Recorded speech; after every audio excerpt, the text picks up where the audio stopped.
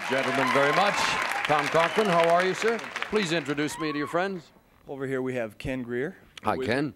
Nice to have you with us. Buried in the back, the Wizard. All right, next. Rob Baker. He has no nickname. On a trap. None at all. All right, let's jump right here. Jeff Jones. Hi, Jeff. Welcome aboard. All right. Back here we have John Webster on keyboards. All right, thank you, John. Was I right at somewhere on 76, 77? Though you joined late. Yeah. Jeff and I joined around 78. Were you just hanging around and they discovered you, or what? Well, basically, yeah, they couldn't pass up the talent. I mean, Has he always been this Mick modest? Nolte and Yes, Eddie yes. Murphy of rock and roll here.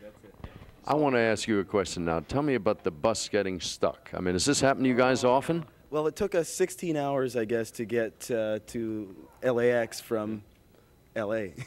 I mean, it's about a 35-minute trip. Do you always travel by bus? Yeah. Not anymore.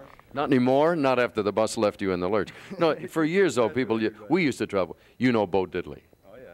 Bo and I used to drag around the country. We would do 60 to 80 to 90 one-nighters in a row, sleep in a hotel every other night. How many nights a year do you stay out? Well, we're usually at about 6 months to 8 months a year.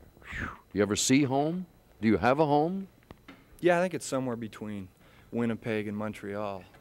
You know. Somewhere in the sky there. And wherever you happen to, wherever the suitcase is it? Please tell me a little bit about the beginnings of this group. What was the inspiration to put it all together?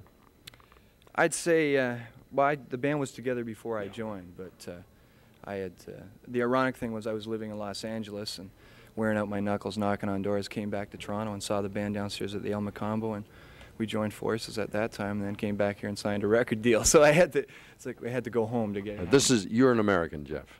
How did you join up with these guys? Well, I'd been in Canada. I've lived in Canada for a number of years now. But Why is there so much music coming out from up north? gee, that's a rough question. We get asked that a lot. I don't know. I think it's just basically that a lot of times Canadian people, they have to struggle a little bit harder because because Keep warm. You missed that. To keep warm, yes. warm.